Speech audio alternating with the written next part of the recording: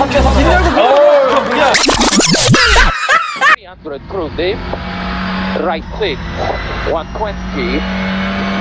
long crest entry, Kings 250, left 6, sudden chicane right entrance, 6, sudden chicane right entrance, into turn right 4 minus 30, left 4 plus long,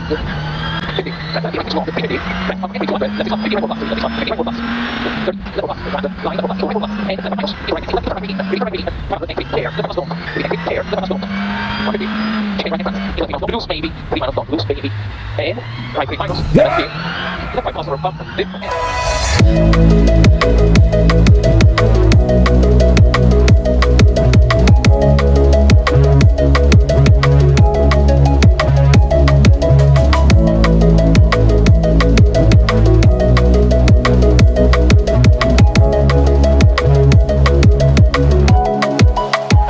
Halo guys, sebagai pengguna kendaraan mobil, kita tentunya menginginkan mobil yang stabil saat dikendarai, baik di jalanan yang rata maupun yang bergelombang. Tapi tahukah Anda, salah satu komponen mobil yang berperan besar untuk menghasilkan kestabilan berkendara, terutama saat menikung dan bermanuver, adalah sway bar atau anti-roll bar. Sway bar ini berperan besar untuk meredam body roll mobil, sehingga tidak limbung dengan cara memindahkan titik berat atau center of gravity mobil pada satu bagian kaki mobil kepada kaki mobil lainnya, terutama saat menikung, agar keempat kaki mobil tetap mendapatkan traksi ke jalanan. Sehingga mobil terhindar dari understeer dan oversteer yang sangat berbahaya jika dialami. Ini contoh ketika mobil understeer dan oversteer.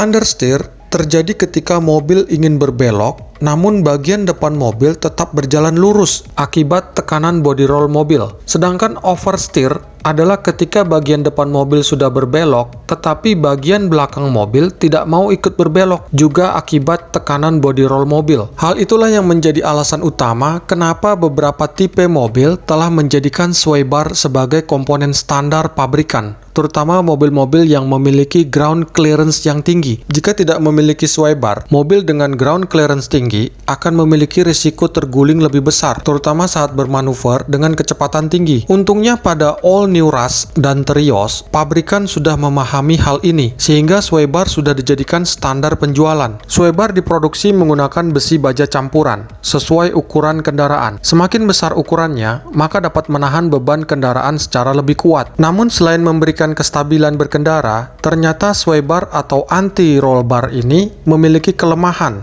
yang harus mendapatkan perhatian rutin dari penggunanya. Hal ini karena pada bagian sway bar terdapat karet penahan besi sway bar atau disebut bushing sway bar yang dalam periode tertentu akan menjadi bermasalah. Pada all new Rush atau Terios, ini contoh permasalahan pada sway bar yang dimaksud guys.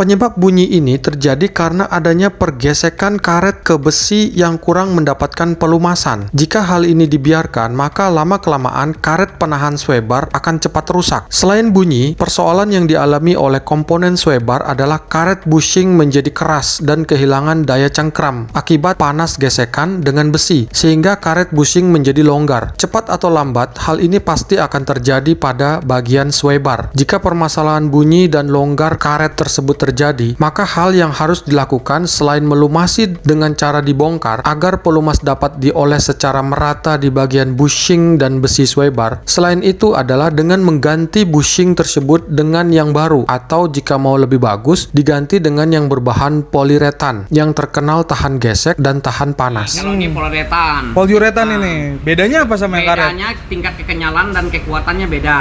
Kalau ini ada umurnya pakai, kalau ini tidak ada. Ini Karena nggak ada. Lebih tahan gesek dan tahan panas. Berdasarkan pengalaman saya pada All New Rush, karet bushing sway barnya sudah berbunyi bahkan ketika mobil baru digunakan selama 2 bulan, terutama ketika melewati polisi tidur. Idealnya ketika bushing sudah berbunyi harus dibawa ke bengkel untuk dibongkar dan dilumasi. Namun karena bunyinya tidak terlalu keras, sebagai alternatif kita cukup lakukan penyemprotan cairan pelumas atau grease di bagian celah bushing, dan setelah 2 hari kemudian pastinya bunyi bushing sudah tidak terdengar lagi saat melewati polisi tidur. Tapi memang untuk bisa mendeteksi bunyi ini kita harus memperhatikan, terutama saat sedang melintasi polisi tidur. Demikian guys, semoga bermanfaat.